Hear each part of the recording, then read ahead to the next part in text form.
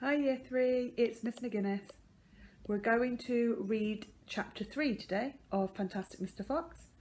So we're going to see if Mr. Fox can continue to be sneaky and steal the food from the farmers, or if they cotton on to what he's doing and cause a problem. So let's find out. We'll read it together as we normally do. We'll look over the Viper's questions. Remember, you can pause the video clip at any time if you need to. And I'll put the Viper's questions up before I've read it and afterwards, just in case you need them at any time, and then we'll go through the answers. Hope you enjoy it.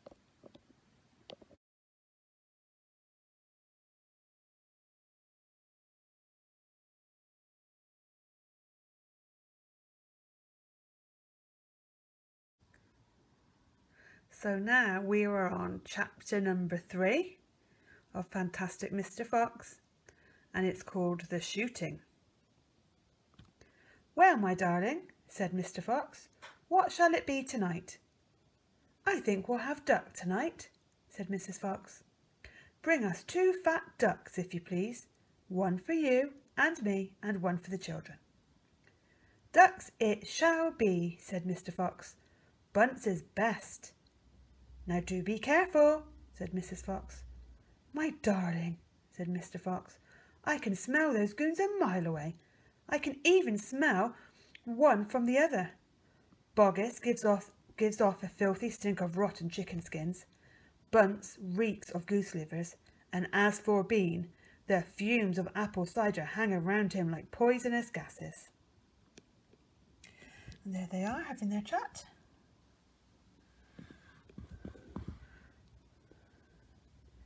"Yes, but just don't get careless," said Mrs. Fox. "You know they'll be waiting for you, all 3 of them." "Don't you worry about me," said Mr. Fox. "I'll see you later." But Mr. Fox would not have been quite so cocky had he known exactly where the 3 farmers were waiting at that moment. They were just outside the entrance to the hole, each one crouching behind a tree with his gun loaded.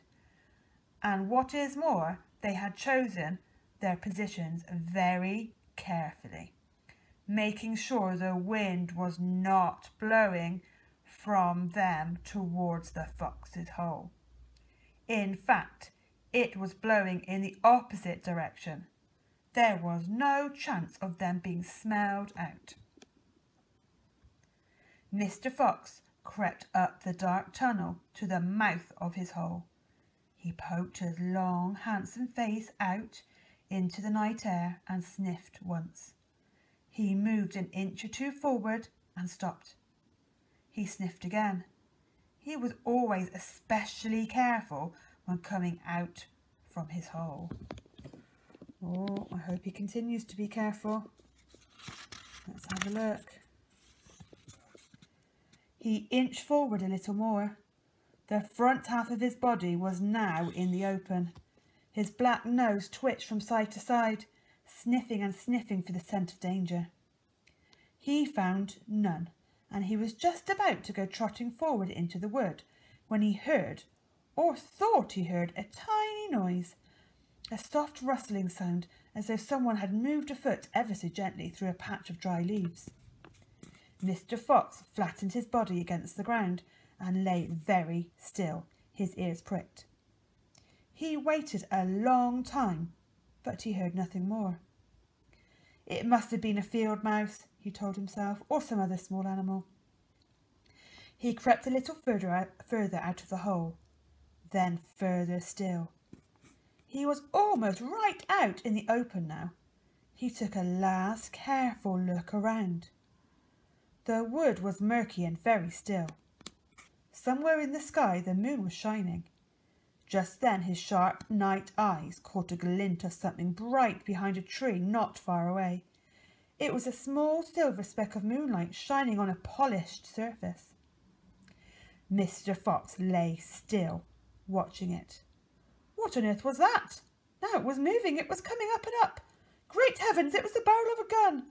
Quick as a whip, Mr. Fox jumped back into his hole, and at the same instant the entire wood exploded around him.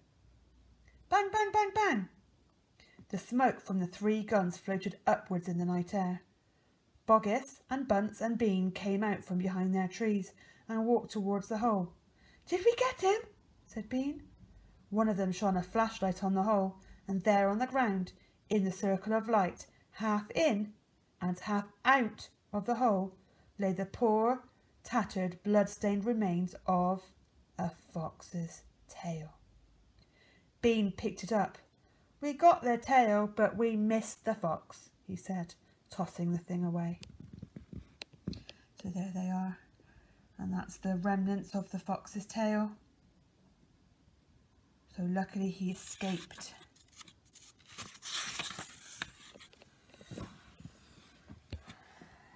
Drag and blast, said Boggis. "We shot too late. We should have let fly the moment he poked his head out." "He won't be poking it out again in a hurry," Bunce said. Bean pulled a flask from his pocket and took a swig of cider, and then he said, "It'll take 3 days at least before he gets hungry enough to come out again, and I'm not sitting around here waiting for that. Let's dig him out." "Ah," said Boggis, "now you're talking sense. We can dig him out in a couple of hours. We know he's there." "I reckon there's a whole family of them down that hole," Bunce said. "Then we'll have the lot," said Bean. "Get the shovels." So that's a little preview there of what's going to happen next in the Terrible Shovels. Okay, so we will stop there, and I will ask you the Vipers questions and we'll go through them together.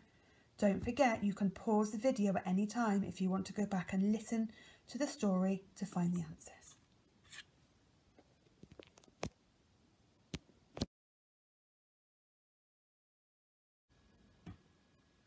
So now we have read chapter 3 together, and you have looked over the Vipers questions and thought of your answers.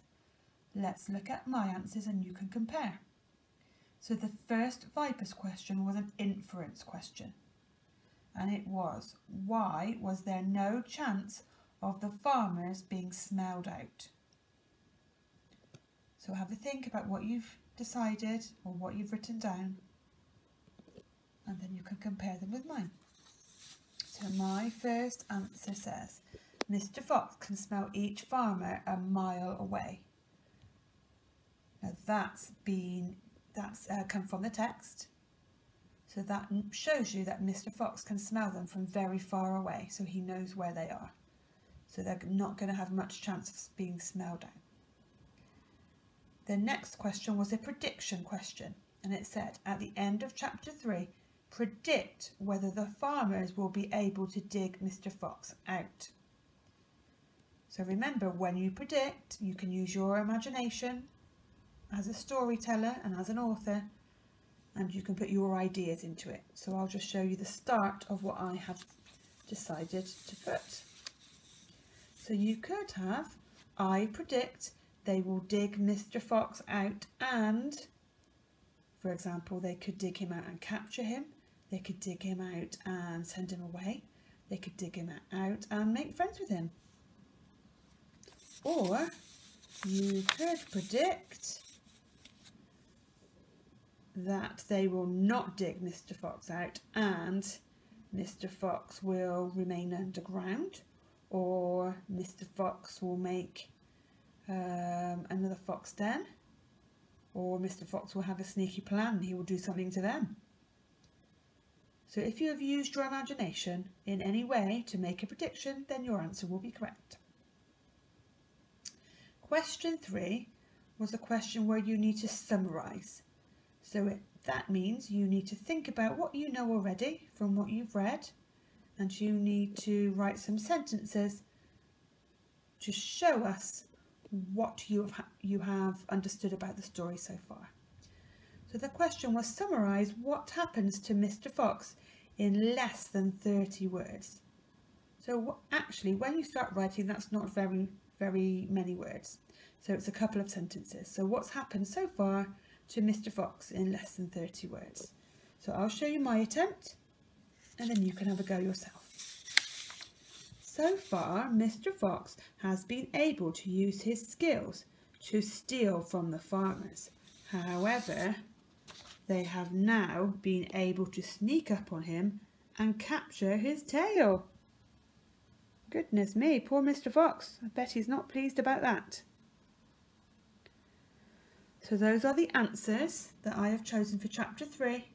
Remember, if you have used your imagination for some of the prediction questions, then your answers will be correct as well. And then I will see you soon for chapter 4, where we will find out what happens in the next part of Fantastic Mr. Fox. Bye!